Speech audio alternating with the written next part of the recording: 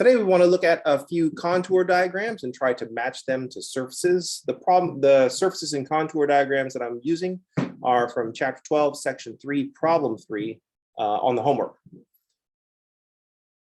So I shared the contour diagrams and the surfaces in the chat. You could take a look at those or just look the problem up on your homework. Now, when we look at these 5 diagrams, we could see they break down into 2 types on this particular problem. There's some of the contour diagrams are a bunch of parallel lines, and the other 3, 2 of them are parallel lines. The other 3 are concentric circles. So we have those 2 types. We have parallel lines and concentric circles. So 2 of the contour diagrams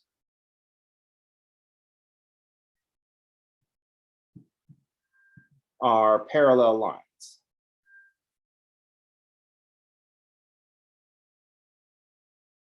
Now, yesterday we looked at a contour diagram that consisted of parallel lines, and it represented, the diagram was a representation of a plane. But the parallel lines that we saw in a contour diagram for a plane were evenly spaced. So they're all parallel lines, but they were evenly spaced. And so that indicated, and they were all going one direction. So that's what made that a plane. So a plane has a contour diagram of parallel lines that are evenly spaced.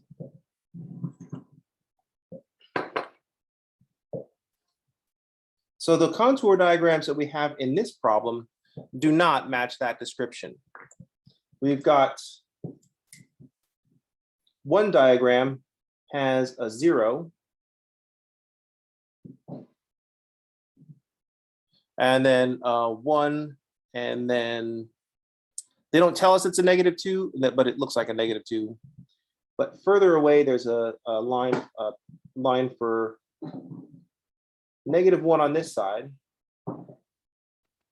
and +1 on the other side. So this is what the beginning of one of the contour diagrams. Right now, we see that -1, 0, and 1 are evenly spaced, but the other level curves are closer to each other. So the level curves for -2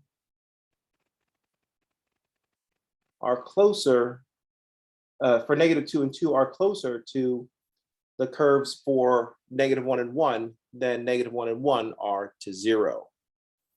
And then we see the curve for -3 is closer to -2 still.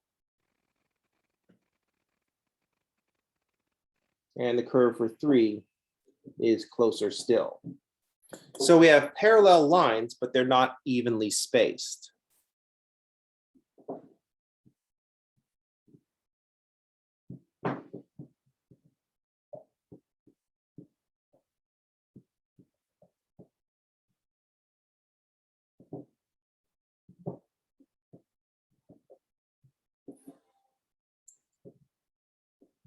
So the other thing we want to look at is that we go from -3 to -2 to -1 to 0, then to 1, then 2, and 3. So here, if we travel going on this north-south line from the -3 to the -2, we can see that we're going up, then up to 0, and then from 0, it goes on up again. When we go from -3 to -2, it looks like it is fairly steep. So from -3 to -2, because these lines are closer together, that indicates that the surface is fairly steep between those 2 points, where it's less steep between, say, -1 and 0, because it takes a longer distance to have the same change in z, the same change in height. So when the lines are closer together, the surface is steeper.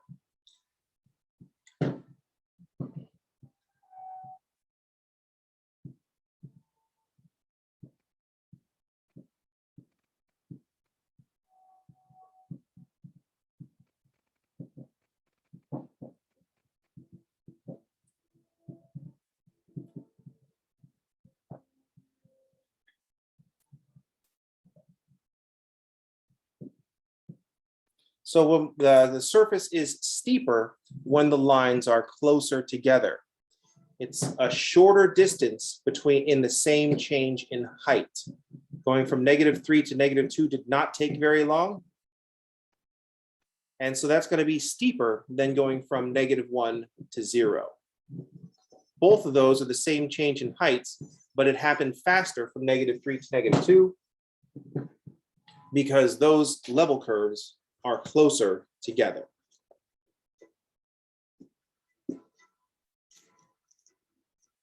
So when we look at our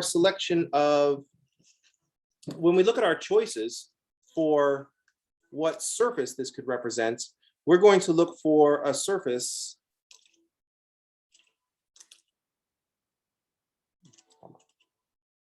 we're going to be looking for a surface that, first of all, has a steeper section and a flatter section. So steeper farther away from 0 and flatter near 0. If we look at this from the side, if I imagine taking these level curves, and instead of looking at it top down, if I look at one of the sides, either this side or this side, we can see that from -3, and we just trace out what the surface could look like. We'll go from -3 to 2 in fairly short order. Need to evenly space the heights. In fairly short order sideways. Then from -2 to -1 should be the same change in height. I have vertical lines. I don't know why I didn't use them.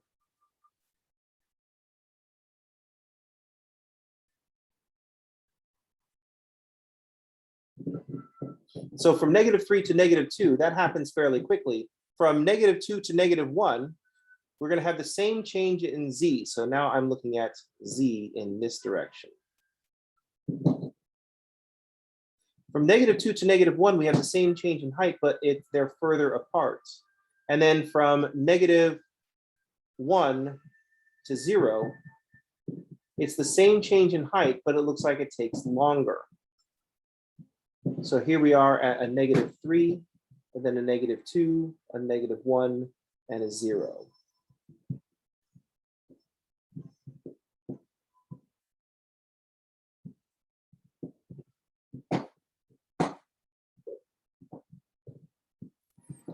So here we have a side view.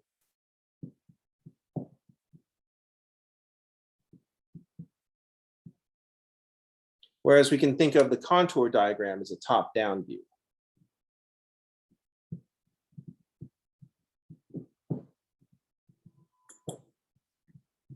So in the top view, the z-axis is coming straight out of the page.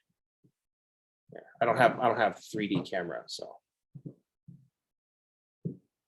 But from the side view, where the z-axis is going up the page.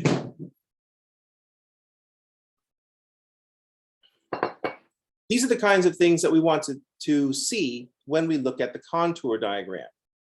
So we start with these simple ones so that when we look at more complicated contour diagrams, we know what we want to look for. So we see here the surface is steeper when the lines are closer together. That's kind of the big thing that we want to get here. There was another contour diagram that had parallel lines. This time they were vertical.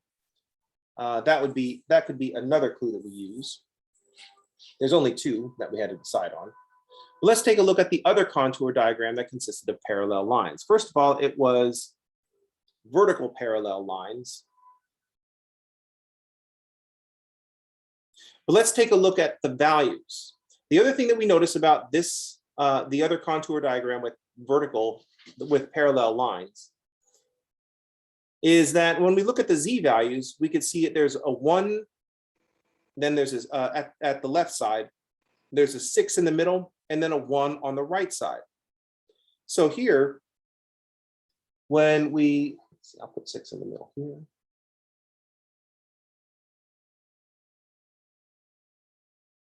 We notice that the contours are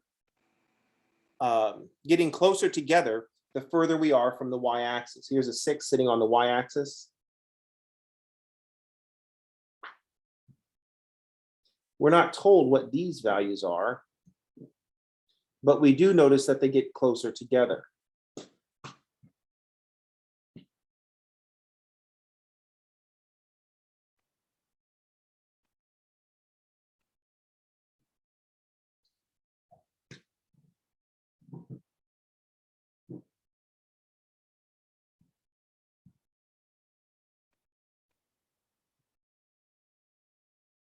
So once again, we see contours getting closer together further we are from 6. So things are getting steeper in each direction. The contours are getting closer together.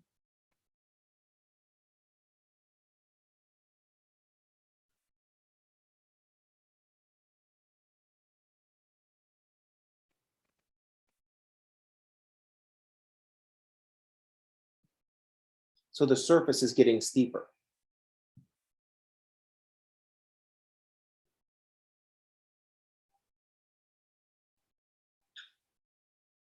We notice that the contours are getting closer together, so the surface is getting steeper in that direction.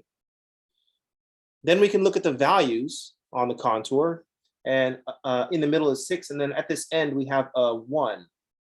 So since we go from 6 down to 1, it's getting steeper and falling.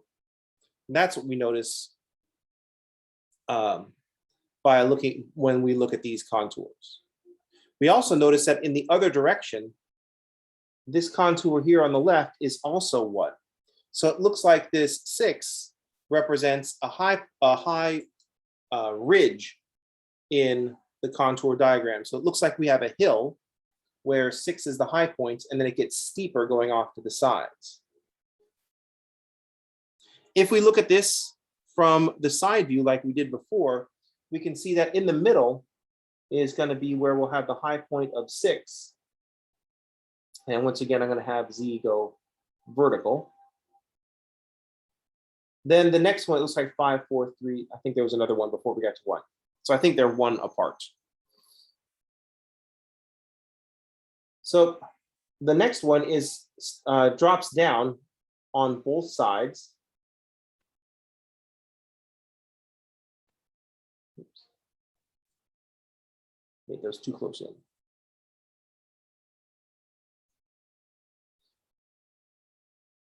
I don't think the grid is really visible on the video. I don't think we have good enough resolution, but I can see it, and so it's bothering me.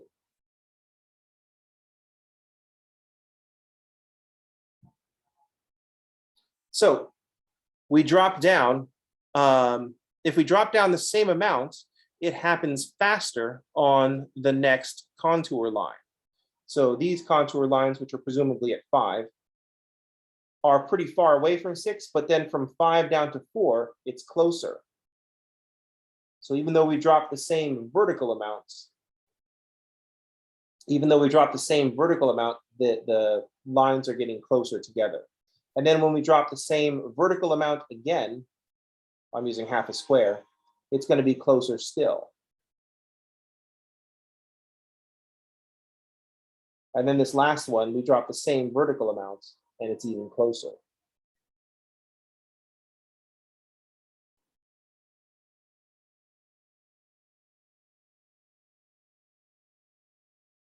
So once again, we have Z going up here.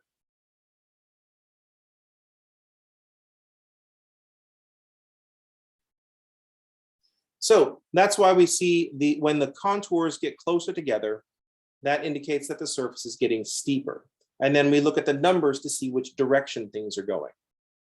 So this contour diagram is indicating a surface that from the side would look like a hill, or maybe since they're all parallel lines, it would look like some kind of ridge. Any questions?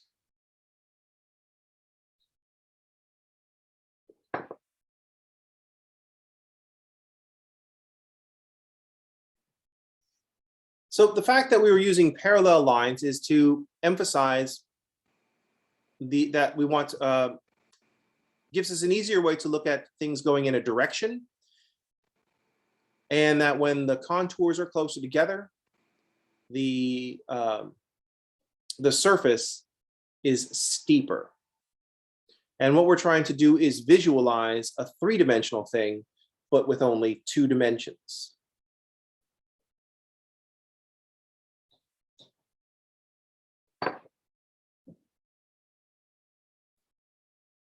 All right.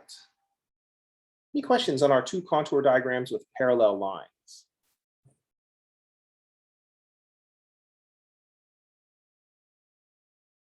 All right.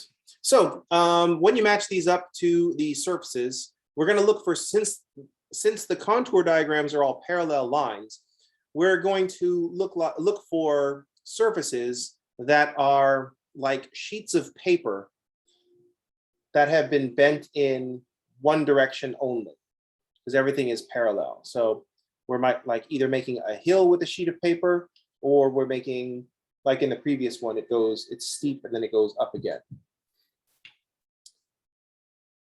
It gets flatter in the middle and then goes up again. So from an equation standpoint, this one has kind of a negative x squared shape from the side, and it looked like the first one had like an x cubed shape from the side.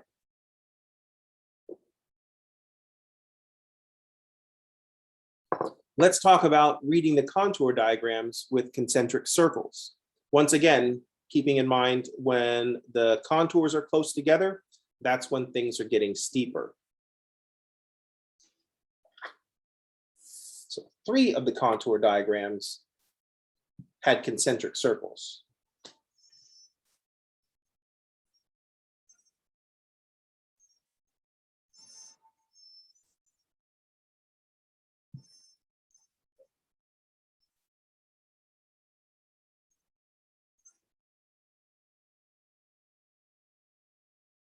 So 3 of the contour diagrams had concentric circles.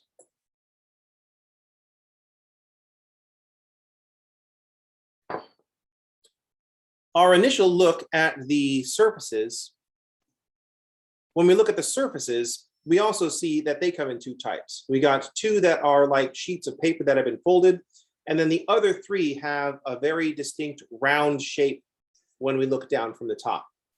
And so that's one of the big things that we want to connect, the round shape versus the flat shape. One of the contour diagrams has evenly spaced concentric circles.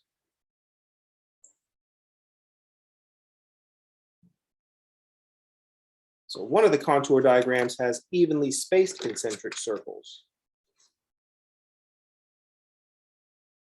So let's see. I think I'm doing this just because I want to show off my cool toy. Let's put one at 5.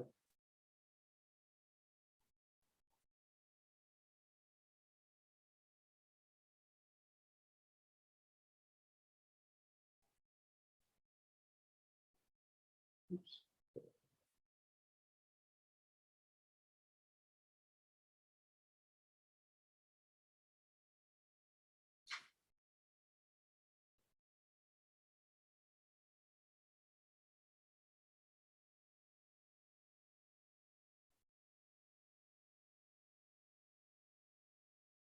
So one of the diagrams consisted of evenly spaced concentric circles.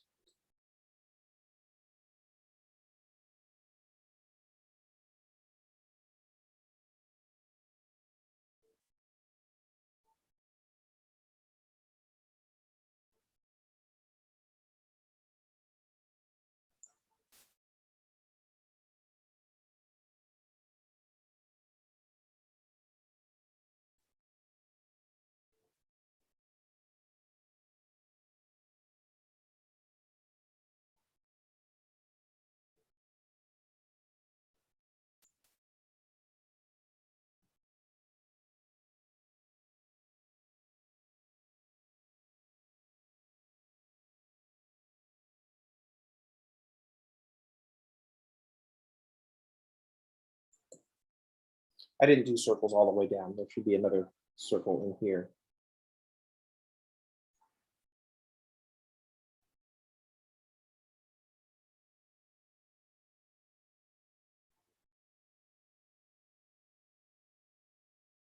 So what we have here is evenly spaced concentric circles. What this is going to suggest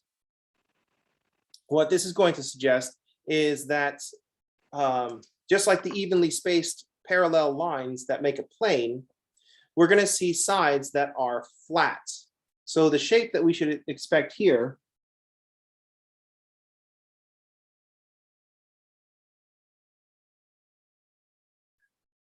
the sides aren't getting any steeper as we go away from the origin. So the sides aren't getting any steeper. We can see that the sides are going up, but the sides aren't getting any steeper.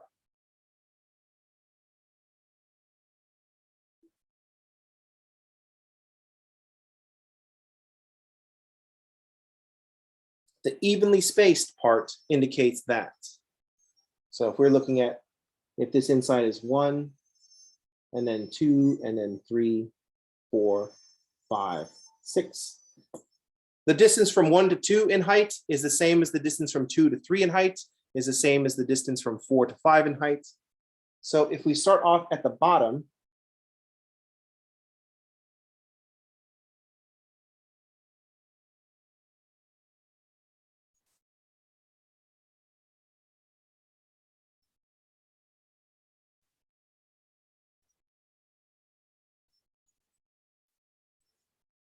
horizontally, all these the distance between the heights is all the same. Once again, this is with z going up. So the sides aren't getting any steeper. Also, since we have circles, on the other side, we will be at the same height.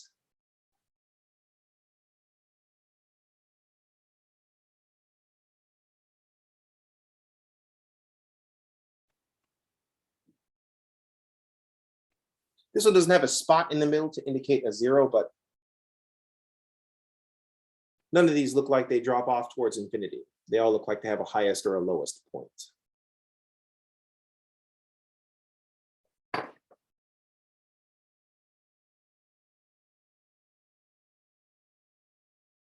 Any questions? Now on the other diagrams, we see a different situation. We see that the contour diagrams are getting closer together. Looks like the contour diagrams are getting closer together. In one of the contour diagrams, as we get further away from the origin, it looks like they're getting closer together. The other one, it looks like the contour diagrams are, the contours are getting closer together the closer we get to the origin. We can also read the numbers and see the direction that the surface goes. One of these opens up and the other one looks like it's opening down. So let's take a look at those.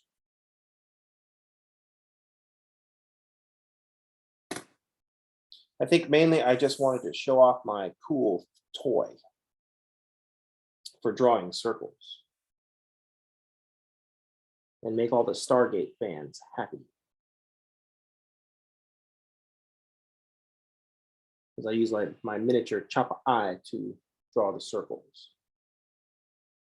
So one of the contour diagrams has a ring that indicates 0. And then it looks like these rings are going further away because they go from 0 to -4. And as we get further away from the origin, it looks like they're going down and getting closer together. So if I start off with a 1 at 2, I don't know if you can see the marks here. If I put the next one at, say, 3,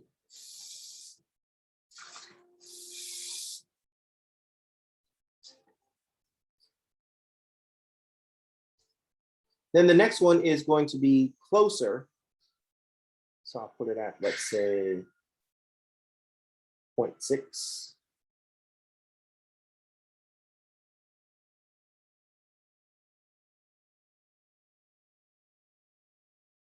And then I'll put the next one at 0.4. And then they'll probably be too close together. I might be approaching the limits of my pen.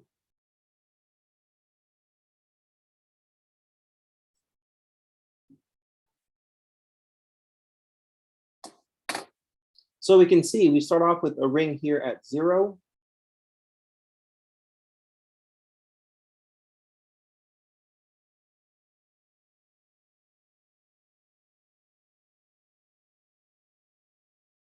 And it looks like these are going in the negative direction. So this one's at -1.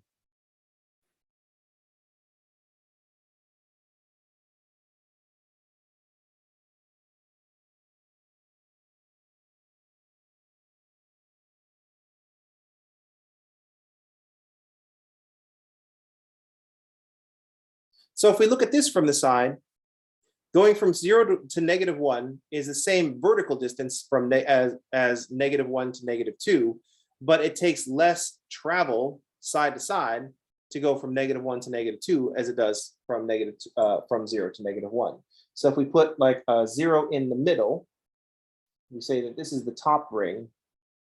Then the next one is at and this is evenly spaced. If we drop down 1 unit from 0 to 1, sorry, from 0 to -1,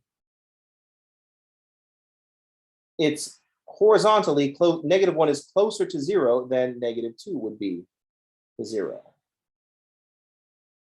And -3 will be closer still.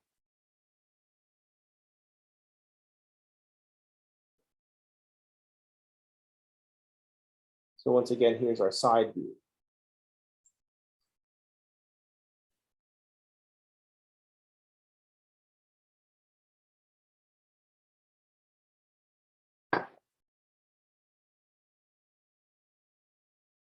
So here we're going to look for a surface which has a high point in the middle and then gets steeper as the sides fall off.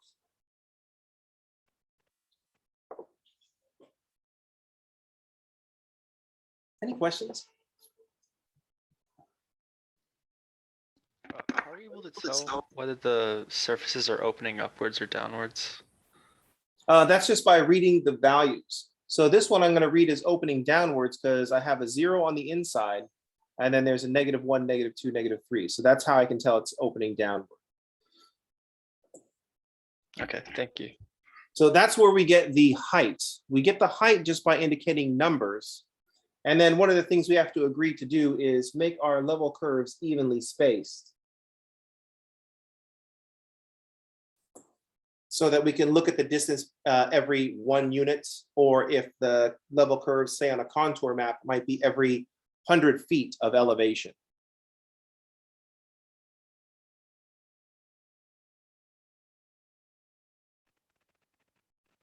We actually don't know what's going on inside the circle. It could be completely flat, or maybe there's a point in the middle. That's not indicated. Oh, sorry, I was talking about for the last one we just did. Oh, we don't, except for the fact that we know what surfaces these contour diagrams came from. And each of the surfaces that have these circular cross sections have a highest point or a lowest point. And the one that looks like the sides aren't getting any steeper, the one that has like looks like it's going to be built out of a cone, has the pointy bit at 0. So that's the only reason I could put the 0 here. Got it.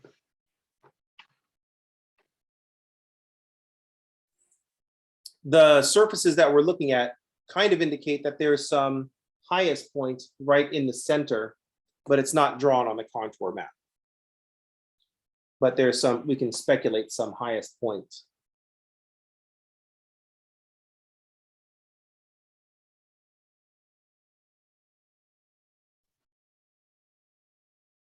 So in the previous one, that's also a speculation for 0? Based on the contour diagram, yeah, I'm just speculating that it's at 0 because the surface that this one corresponds to looks like it's got the vertex of the cone at the origin. Got it. Any other questions?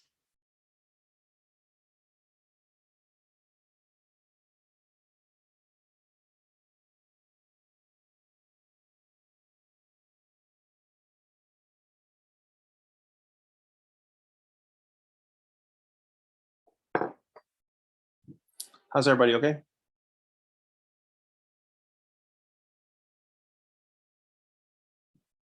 All right. I can sense people nodding through the internet. So The administration has told me I shouldn't do that. The administration is called elite. You can't go around reading people's minds. And then I go, all right, I won't.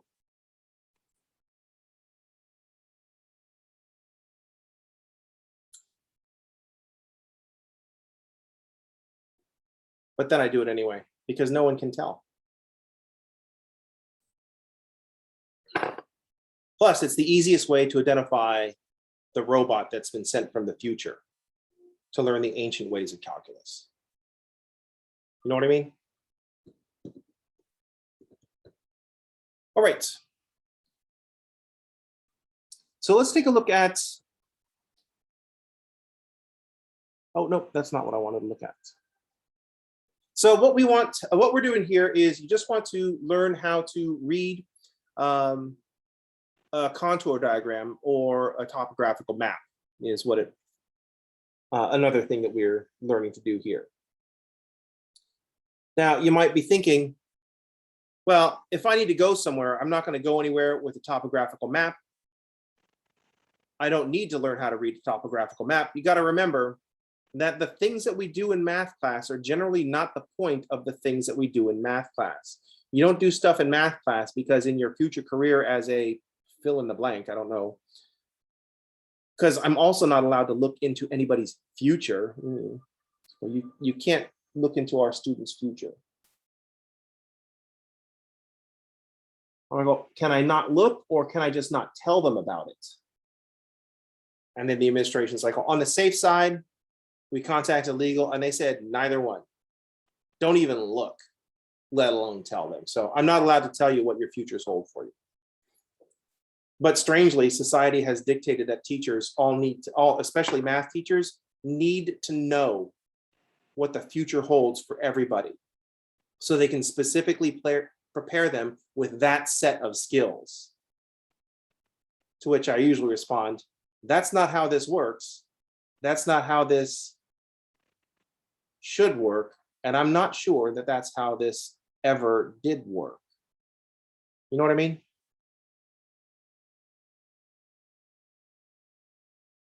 Students will ask me sometimes, when am I ever going to do this thing in my job? And I'm like, first of all, don't be so anxious to sell yourself to some company for some paltry salary to do what they tell you.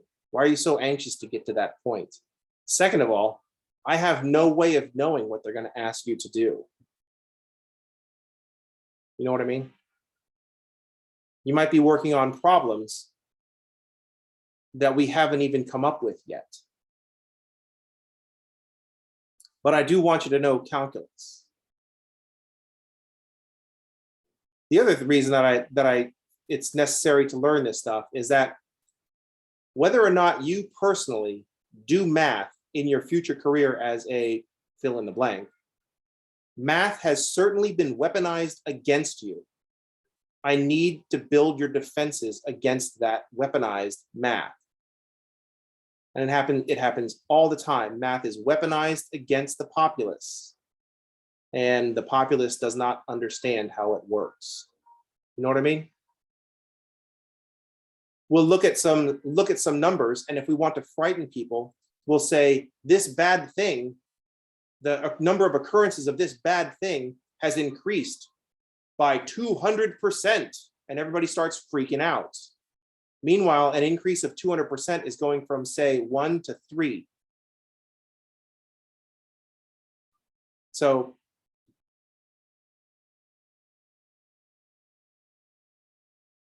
I need to give you defenses against math being used against you. Does that make sense?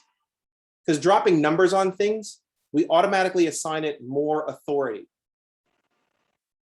I just realized that I'm your defense against the dark arts teacher. So I guess I'm not long for this series of classes.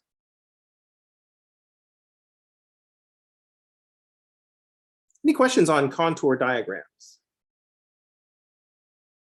How's everybody, okay?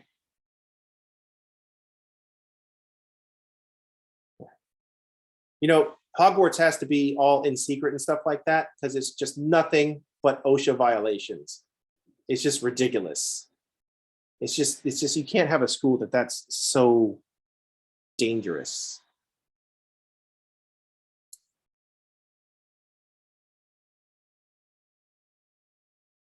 So we see some more contour diagrams. We see some more contour diagrams in chapter 12, section 2, particularly problem 5.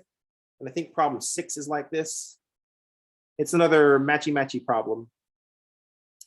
5 is definitely a matching problem. So in this case, instead of contour diagrams, we have equations. So equations of surfaces is the other thing we're looking at. So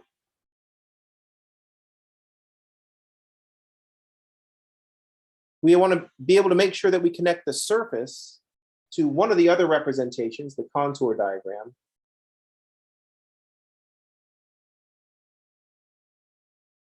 And then we also want to look at the equation.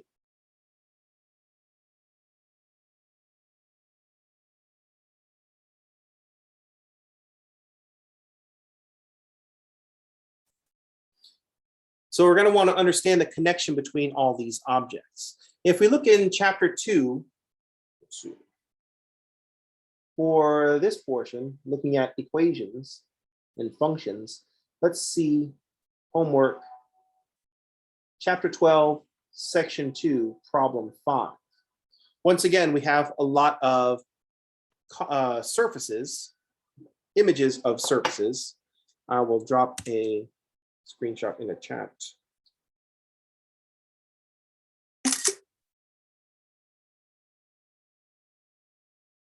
If you had a professional teacher, he would have taken all these pictures beforehand. But unfortunately, y'all are stuck with me.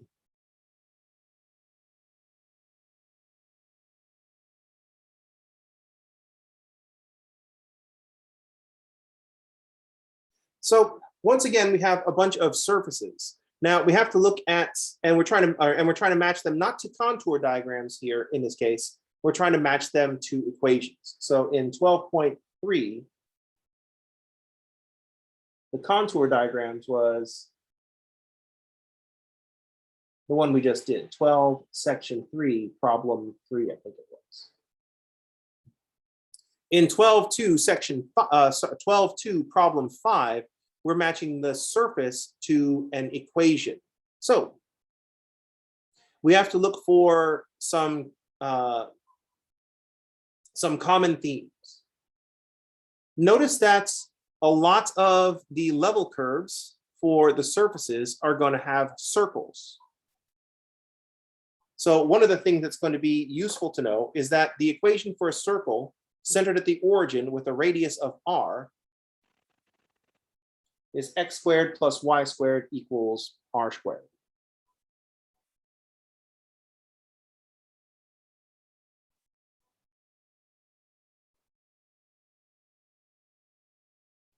So if we're looking at a surface that has a lot of roundness to it, I'm looking at the one that looks like the bumpy traffic cone, the one that looks like the beginning of a wormhole.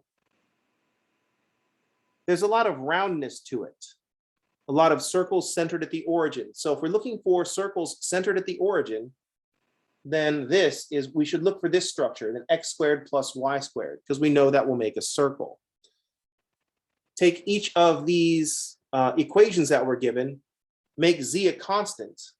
So if we have z equals x squared plus y squared, we know that we're going to get circular cross sections. We're going to see concentric circles. Other things to look at for when we're looking at the surfaces is that some of them definitely have some oscillations. Oscillations are going to be from things like sines and cosines. So just start with those aspects and start whittling things down from there. Any questions?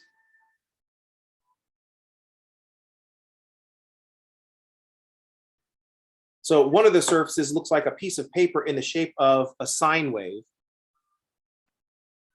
So that's definitely not going to have the x squared plus y squared running around.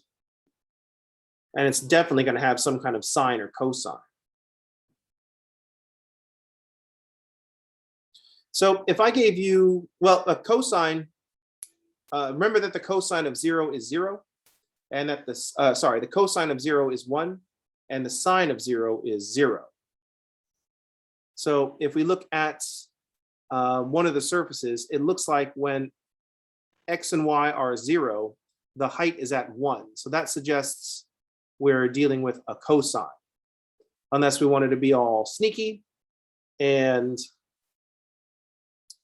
drop in like a sine shifted by 90 degrees. But that would just be dirty pool on my part.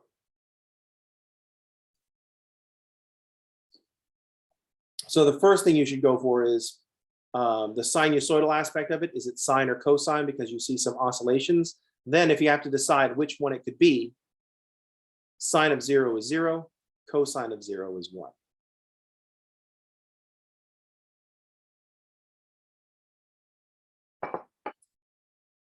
Another aspect when you're looking at an equation and trying to decide what the surface is, one of the things that I want you to think about, and this is going to be the question that I'm not answering today, is try to find out what happens if one of the variables is just not present in the equation. So in Marvel's what if series, what if you're looking at an equation, or sorry, a function, z equals f of x, y, and we're clearly making a surface, but what happens to the surface? What does it look like in the surface if one of the variables, x or y, is not present in your function? What if one of the variables, x or y, is not present in the function?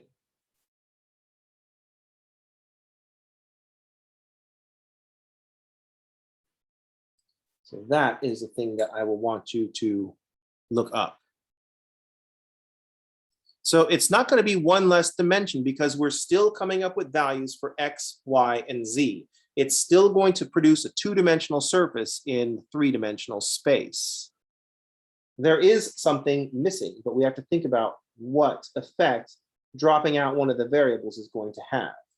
The best way to explore this is to find an equation of a function of two variables, you know what it looks like, and drop out one of the variables and see what happens.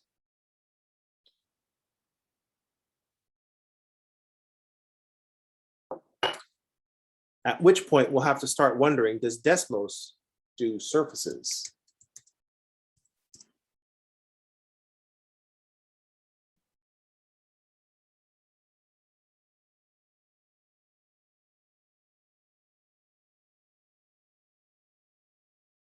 Any questions?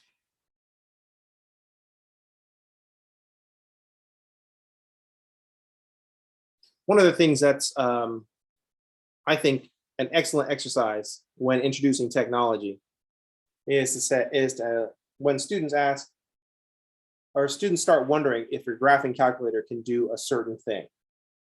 I'll use for an example because it was the one that I used the most. Can our graphing calculator find the reduced echelon form of a matrix? And usually the most effective thing to say when you're faced with that is, I don't know, can it? And then students will just Google it. And then we'll find out that the answer is yes. And now we're on the path down the rabbit hole of using our calculator to do the thing. So I'm just going to start off with the question, can we use Desmos to plot a function of two variables and have a visual representation of a surface?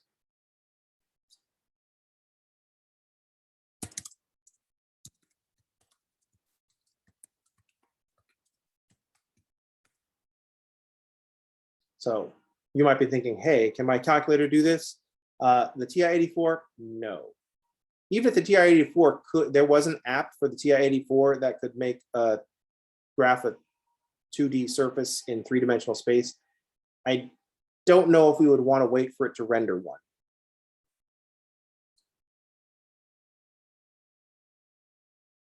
So here's the thing that you're trying to practice. We've gone through, let's see, 12.2 is where we're talking about surfaces. 12.3 is where we're starting to deal with contour diagrams. 12.4, when we talked about linear functions. And I can't remember 12.5, I have to look at it. 12.5, we're going to want to make sure that we get all this connection between surface, contour diagram, the thought process behind the contour diagram where we make z constant and have an equation of two variables. What does that curve look like? So we're going to, how do we picture the surface in the equation? How do we picture the surface using a contour diagram? The next step we want to go to in 12.6 is functions of three variables. So let's do a preview. I should maybe stop the video and just write this like a Marvel post-credit sequence, but I'm just going to include this at the end. It should be like after I presumably stop the video, I'm like, all right, thanks for playing. And then there's a little bit of a pause, and then I write down up next and just go full Marvel in this whole thing. So in 12.6,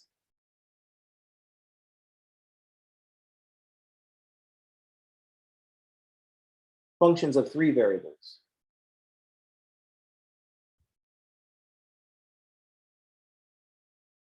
So if a function of one variable is a one-dimensional curve in two-dimensional space, a function of two variables is a two-dimensional surface in three-dimensional space, a function of three variables will be a three-dimensional solid in four-dimensional space.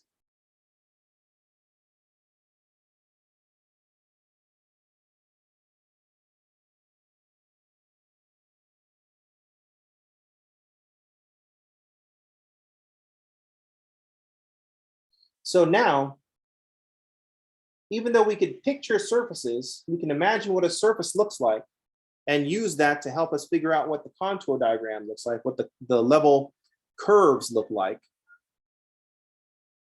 Contour diagram will have level curves.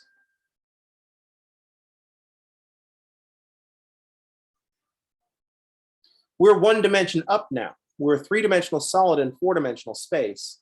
So instead of level curves, notice that the two-dimensional surface has one-dimensional level curves.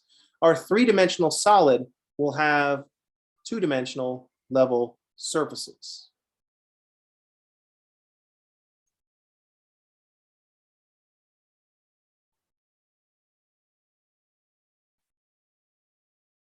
And once again, we're going to want to go for those same things. How can we take what we know about curves in 2D and use them to picture surfaces in 3D? How can we use what we know about surfaces in 3D, two-dimensional surfaces in 3D, and use them to picture three-dimensional solids in 4D? Any questions?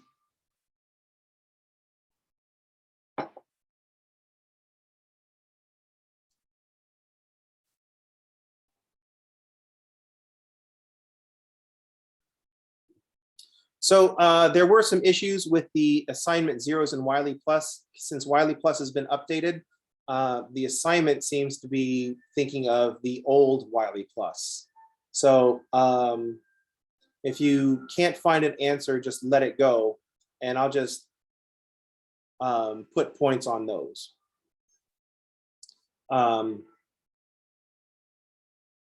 It should have occurred to me that Wiley Plus is new, so the answers to the assignment 0 are going to be different, but I put it out there anyway and people started doing it.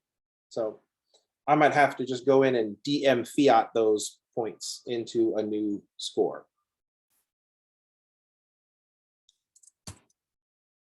Any other questions? Comments? Deep thoughts? All right. So I can't increase the number of attempts on the assignment zeros, and I can't, but the number of attempts on all the chapter 12 homework cannot be increased because it should be set to be unlimited. So you keep getting to go back and forth, back through the problems until you are satisfied with your answer. So the chapter 12 homework, should be set to unlimited attempts. All right, I'm going to stop the recording. So, but if anybody has any questions, just stick around and I'll answer questions. This will be the part of the class where it's like, all right, I'll see you all tomorrow, and everybody starts packing up their stuff, and I start packing up my stuff, even though I'm not packing anything, it just sits here in my kitchen. And then, but if you have questions, sometimes you ask during the pack up phase. So let's switch over to the pack up phase. I'll stop the recording. That's going to do it for today. I'll see y'all on tomorrow, and thanks for playing.